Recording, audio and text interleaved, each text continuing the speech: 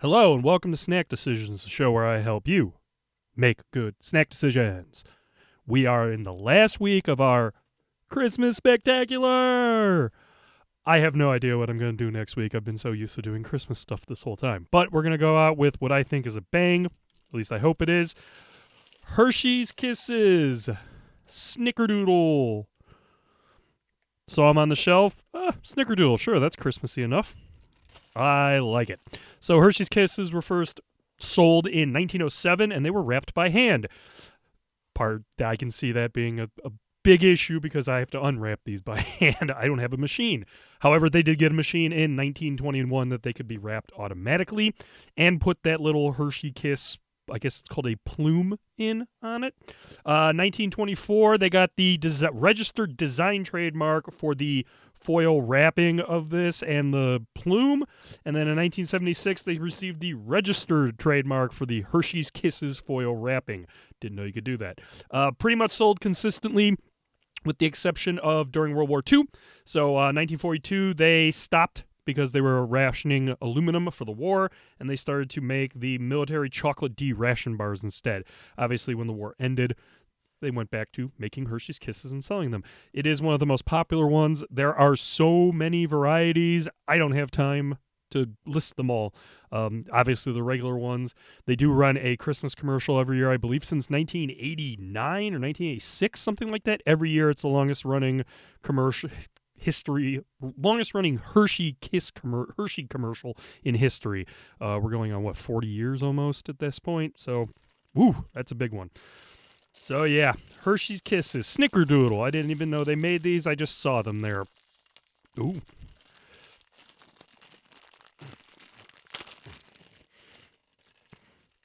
Okay, the bag itself is extremely difficult to get at, but I was able to without the use of scissors, so it's not going to go totally low.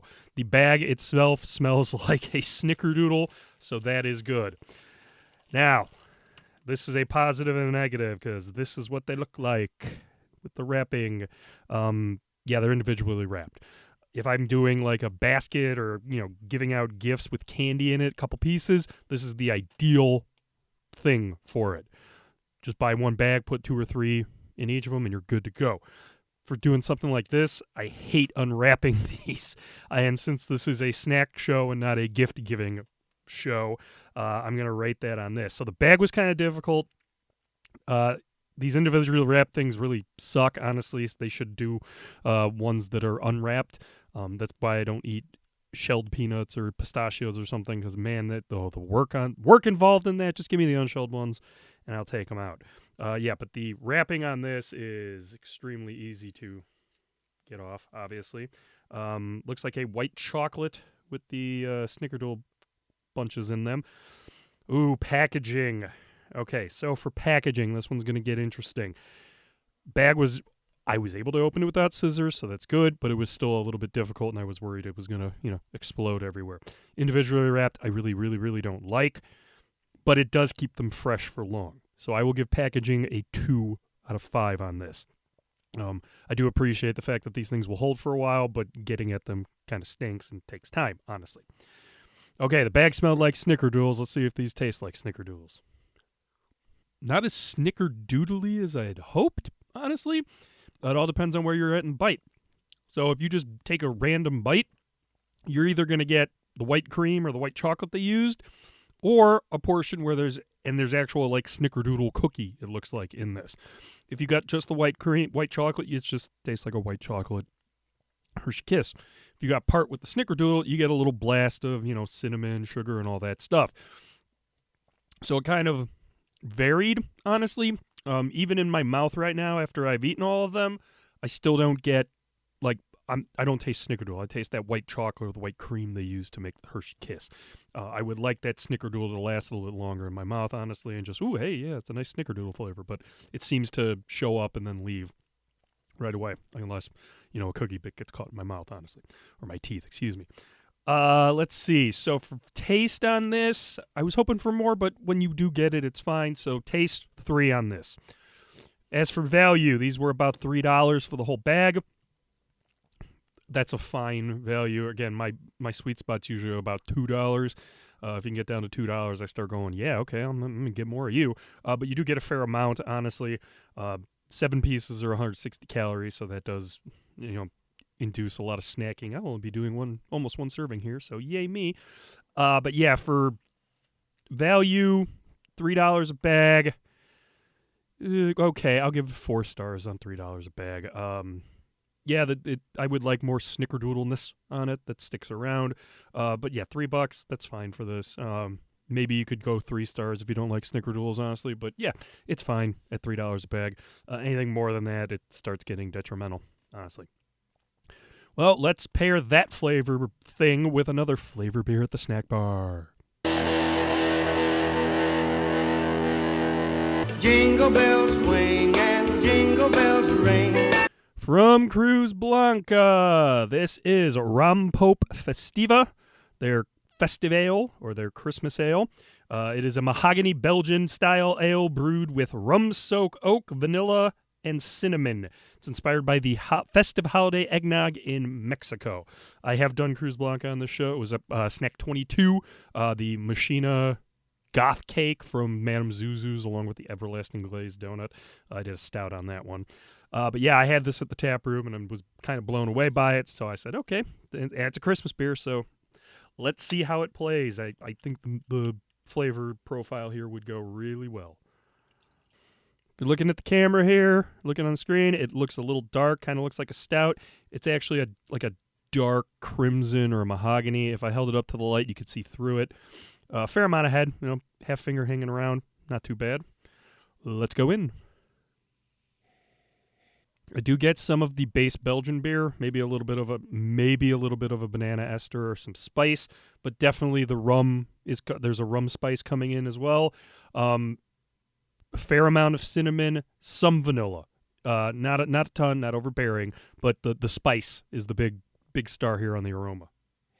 Yeah, that rum-soaked oak is really giving it like a nice spice kick, making it smells festive on us. It smells like Christmas, to be honest.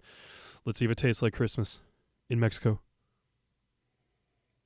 Well, it's definitely a Belgian beer first. There is a little bit of a bubblegum characteristic coming out. Not a ton, but just a little. There is some cinnamon and vanilla. Not a ton. It's a very, very subtle, but it is there. The rum the rum spices that I was getting on the nose, which were so prominent, really get moved to the background on this.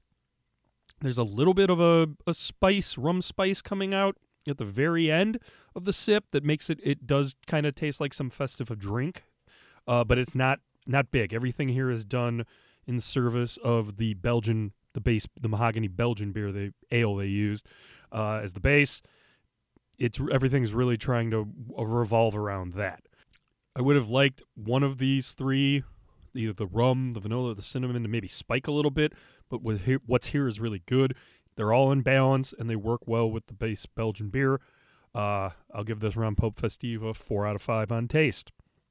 Now the real test. Let's see how it pairs with the snickerdoodle thing. So they're not fighting each other, but they're also not meshing or blending very well together. It seems like when the beer hits and starts mixing with the Hershey Kiss, it does well enough, but then the Hershey Kiss and the Snickerdoodle stay around a little longer, and the beer kind of just trails off and goes away. And then obviously the end of the end of this whole thing is the Snickerdoodle flavor from the cookie bits and the Hershey Kiss. I would have liked a little bit more combining, maybe a little bit more of the Snickerdoodle coming out in the middle of the whole pairing instead of at the end.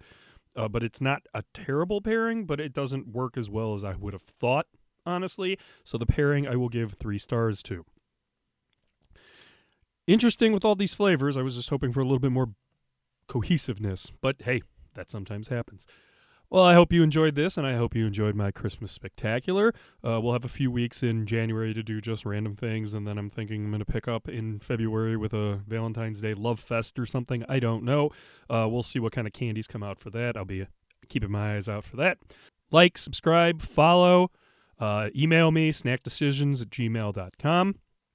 I hope you enjoyed the Christmas Spectacular. I will definitely do this again next year. Again, Christmas is the second best candy holiday in my opinion. There's so many different things like this, and what I had eaten the past month. That yeah, I can easily do these again. I even did there. I have a box of Christmas dots, not the holiday ones, but the lump of coal ones I didn't even do. So yeah, I can do those next year. It'll be awesome. But yeah, Christmas Spectacular done for now. Happy Epiphany, Three Kings Day when this comes out. But yeah, until next time. Make good snack decisions.